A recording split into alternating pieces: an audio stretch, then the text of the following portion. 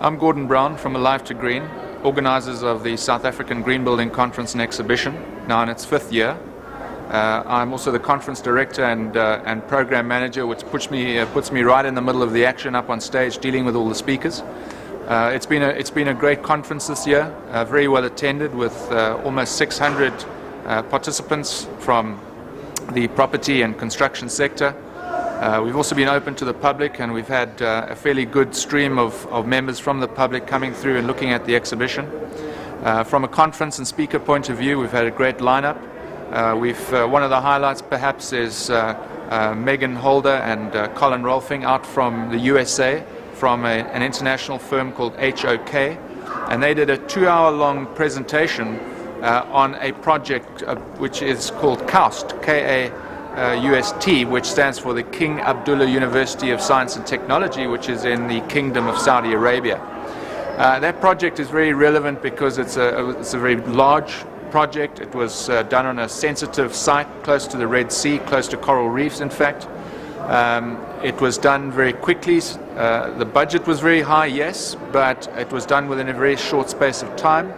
And it was very interesting in the sense that it required a complex, integrated approach by the design team. And this is one of the key things about green building. We need to move away from the aesthetic planning that takes place just between, say, client and architect. And one needs to bring in the other members of the design team, the consulting engineers, the landscape architects. And these people need to be brought in right at the beginning of the process. And in fact, we're now towards the closing stages of the show, and it brings me to the next point, which is we're running 3 parallel design charrettes. Now, a design charrette is a multidisciplinary workshop which is held by all the various stakeholders on the design team in order to come up with, and if you like, criticize and interrogate all the various ideas that are put forward by the various people on the team. So in the same way that HOK conducted multiple design charrettes across multinational offices and the design of the KAUST project, in our own small way we'll be doing some mock charrettes here, giving professionals that are attending the conference some sense of the experience and some sense of the process that's involved in actually, as I say, interrogating the design. Very often what happens is, as I said, client and architect will put a design together based largely on the aesthetics of the building. Later, after that, the other consultants come in particular the air conditioning guys, the lighting guys, and they've really got to make do with what they have. And that leads to inefficiency and leads to waste, especially as it affects energy. By integrating those people into the design process early, they're able to point out elements within the design that perhaps are going to create energy inefficiencies and get those sorted out early on. One of the things they do to be able to do that is they use design software, and the design software enables the team to put the drawings up onto a piece of software and to actually run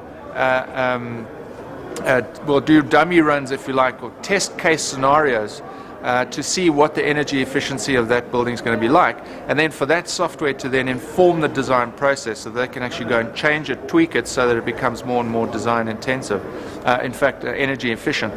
And in fact we've got two of the world's leading companies in the form of Graphisoft and Autodesk present to assist us with those design charrettes.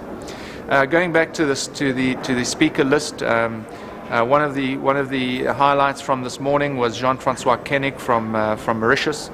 He's the designer of the Mauritius Commercial Bank building in Eben in Mauritius, and it's a rated building under the BREEAM system, which is the UK system for assessing of green buildings.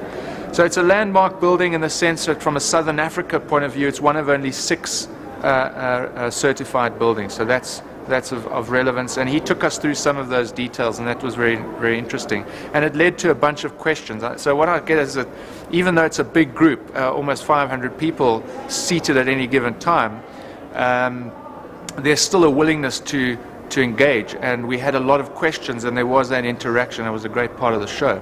As far as the exhibition is concerned, at the center of the exhibition was our premier partner, BASF, BASF Construction Chemicals created a massive big stage and exhibition, which was fantastic. Around that we had a mini stage where there was some talks going on, some technical discussions about what various products, technologies, materials are available to the architects. In addition, we had all our lunches and teas in the exhibition area, creating a great ambiance, which I think everybody enjoyed. We had a great networking function at the end of the day last night. They were sponsored by Van Dyke Carpets, and they really did roll out the red carpet for us, and or the green carpet, shall I say. And so we all enjoyed a cocktail and a networking session, and that's really one of the things that's part of this. Yes, it is important to listen to the presentations, to go around and engage with the exhibitors, but it's equally important for people to network and meet with one another and actually kind of sort of bounce it off and say, you know, what do you think? You know, people don't always like to lead. So just by having a group here together, all being sort of influenced, if you like, in a particular direction, it has this ability of creating momentum in the group. So if you look at the total number of people making decisions about major projects in the country, I'd say that the people that are present here make up a fairly meaningful number or representation of that group. So if each of the people here was to take forward some of the things that they learn and actually start to implement them in their buildings, then you might be able to argue that conferences like this, and this one in particular, will have had a very positive effect. So, starting from there. So one of the things we hope to do this year is to compile a report which we will submit to the Ministry of Public Works, who in fact opened the conference for us yesterday, and which they can then take forward to the COP17 deliberations that are taking place later in the year in Durban. So they're in some small way contributing to the body of evidence, or at least some kind of statement from the property and construction sector, which can then go forward. Ongoing projects from our side include our handbook. We don't just do the conference, we also do a handbook which takes this content and puts it into a publishable format. It makes it available on the desk to the decision maker, the designer.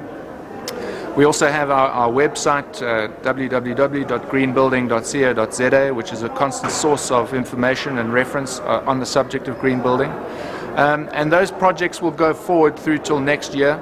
As I mentioned earlier, this is the 5th staging of this conference, so we're already starting to think about next year, starting to plan and think about who to invite for that.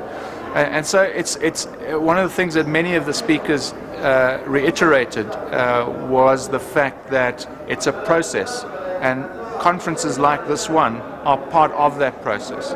And so we're pleased to play our role in that regard.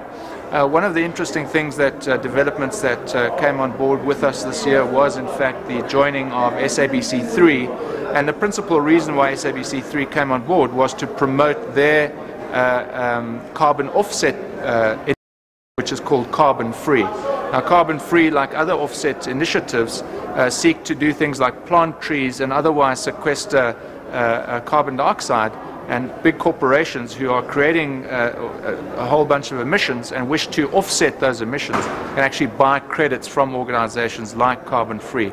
And so that was a great partner for us to have this year. So looking forward, we're very pleased with how this show has gone, and we have every faith that we'll have had a good feedback, good positive impact, go forward to COP17 and beyond. Just one more thing, not so much for the corporates, but just for the average person in the street, because myself particularly have learned a ton of wealth of knowledge. So for people out there who's just interested in what you guys are doing, what the future holds for us, what's the quickest and easiest way that they can get knowledge? Is it your website? Can you? Yeah. Well, actually, as it happens, the bulk of what we do is happening at a professional level, that is to say at a business-to-business level in terms of the communication we do. However, we've recently launched the Green Home magazine, which is aimed specifically at the homeowner and seeks to provide a source of information for them if they wish to improve the performance of their homes, to green their homes. By performance, I refer to a house that remains warm when it's cold or remains cool when it's hot. So in fact, high-performance buildings, this is what's being spoken about, are buildings that perform well in those terms.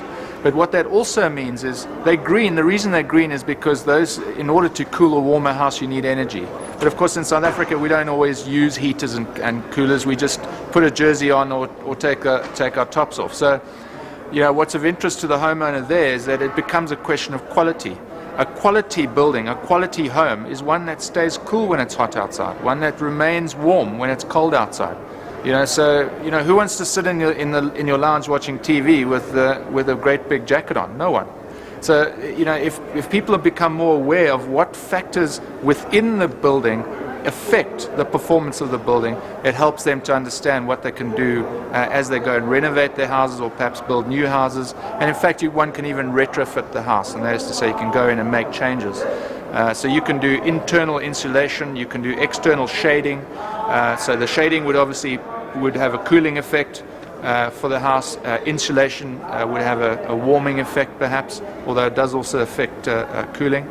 So there's a lot of things that people can do. There's obvious things like solar water heating or using heat pumps, which in essence make your water available to you, your hot water available to you immediately. You don't have to switch the tap on and stand back for 2 minutes while the water gets hot and waste all that water. So there's a whole range of things. So in terms of a resource for the homeowner, the Green Home magazine's coming out. But in addition to that, one can go to our website, greenbuilding.co.za. It's not the most accessible site for consumers, but there is certainly information there. If you're planning to build, it's important that you actually find out these things and you actually learn. So take the time to go through what is quite meaty in terms of editorial and get through that and gain an understanding. We also do the Green Building Handbook, which is a fairly comprehensive guide to green building, which one can get from us. One can just email us, and there's actually an email opportunity on the website as well.